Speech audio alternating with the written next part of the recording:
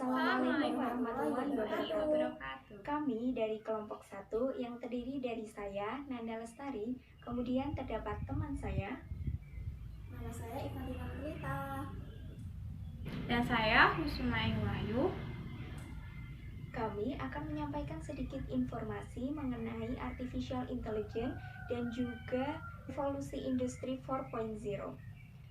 Informasi yang akan kami sampaikan meliputi peran artificial intelligence di era revolusi industri 4.0, tantangan serta peluang usaha di era revolusi industri 4.0, serta beberapa permasalahan usaha di era revolusi industri 4.0.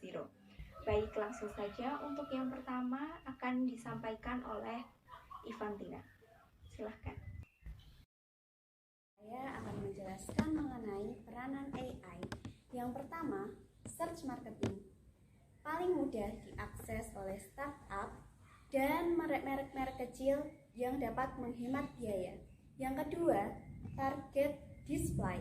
Memanfaatkan AI untuk membantu mempelajari mana gambar, teks, serta warna yang banyak mendapat klik dan mana yang tidak. Yang ketiga, iklan secara sosial media. Apabila dipadukan dengan AI, ini bisa menjadi peluang suatu marketing untuk agar efektif untuk mendorong penjualan. AI juga dapat secara teratur memperbarui dan mengoptimalkan iklan untuk mendorong karyawan serta keterlibatan dari audiens yang ada pada perusahaan tersebut. Strategi inti dari agensi digital dan publicist dapat dimanfaatkan oleh bisnis skala kecil dan menengah. Yang keempat, customer service memanfaatkan berbagai aplikasi yang memudahkan untuk mengoptimalkan layanan pelanggan dengan waktu respon yang cepat. Yang kelima, akuntansi dan keuangan. Dengan AI, kita juga dapat membaca ribuan halaman kontrak atau surat perjanjian sekaligus membuat kesimpulan secara instan berdasarkan kriteria Anda. Dengan AI, kita juga dapat memprediksi valuasi aset dari balance sheet klien. Yang keenam, sumber daya manusia. Memanfaatkan teknologi AI berdasarkan aplikasi pengenalan wajah atau facial recognition untuk melakukan wawancara sekaligus mengevaluasi mereka. Sekian dari saya, materi selanjutnya akan disampaikan oleh rekan saya, Nanda Lestari. Baik, terima kasih Iva. Nah, untuk selanjutnya saya akan menyampaikan informasi mengenai tantangan dan juga peluang usaha di era revolusi industri 4.0. Nah, untuk tantangan itu sendiri, Heklau et al. Membagi tantangannya ke dalam 5 kelompok. Yang pertama yaitu tantangan ekonomi yang meliputi globalisasi ekonomi yang terus berlanjut, meningkatnya kebutuhan akan inovasi, permintaan orientasi layanan yang lebih tinggi, serta tumbuh kebutuhan untuk kerjasama dan kolaboratif.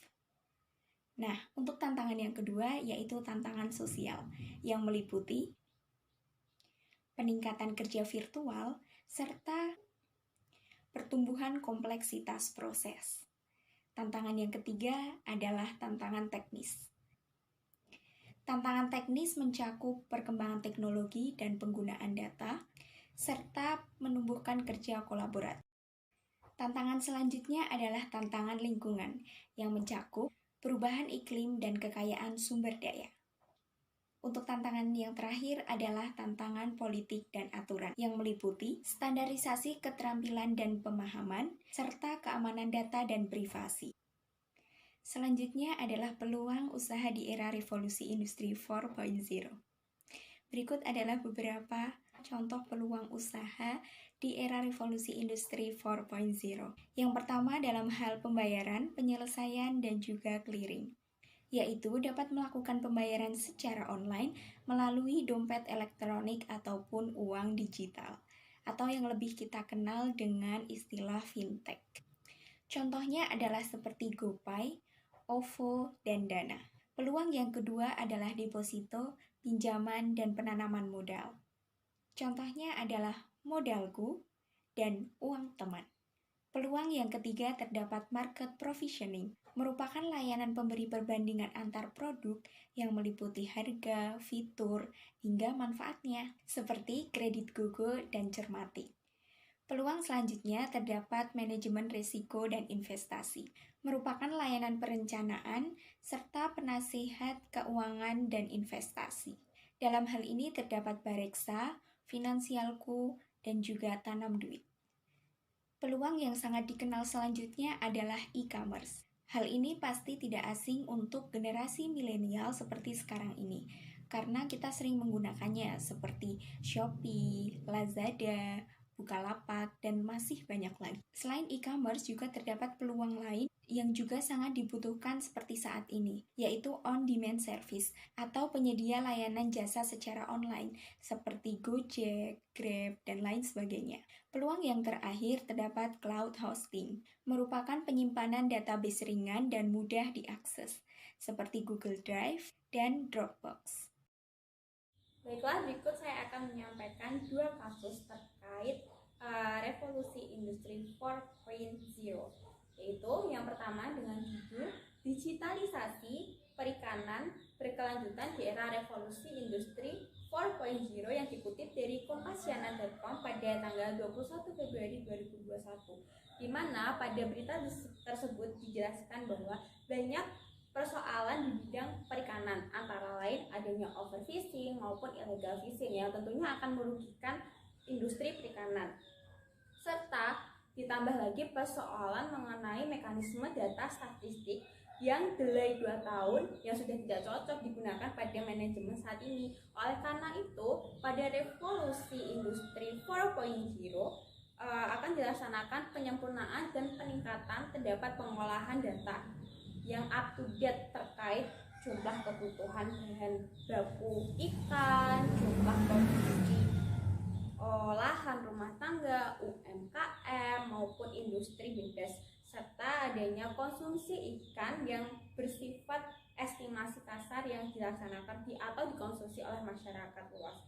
Itulah tujuan atau pembaruan dari revolusi industri 4.0 dalam bidang industri perikanan. Lalu untuk kasus yang kedua dikutip dari Lintas Artanet pada tanggal 13 Maret 2020 dengan judul artikel yaitu beberapa kendala dalam adopsi artificial intelligence di perusahaan. Kita tahu bahwa penggunaan AI dalam bisnis sudah cukup besar.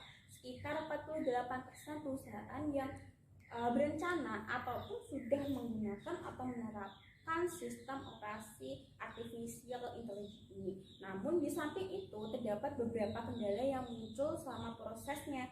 Di antara lain yang pertama, belum dapat menentukan bagian perusahaan mana yang seharusnya mendapat investasi AI ini.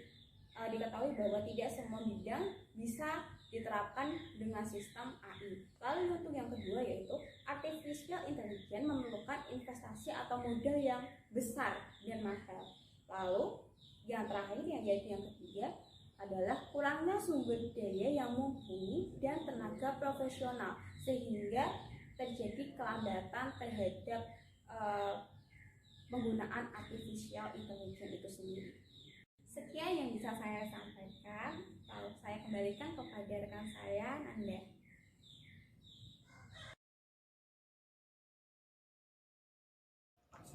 Demikian beberapa informasi yang dapat kelompok kami sampaikan. Apabila ada kesalahan dan kekeliruan, kami mohon maaf. Terima kasih atas perhatiannya. Assalamualaikum warahmatullahi wabarakatuh.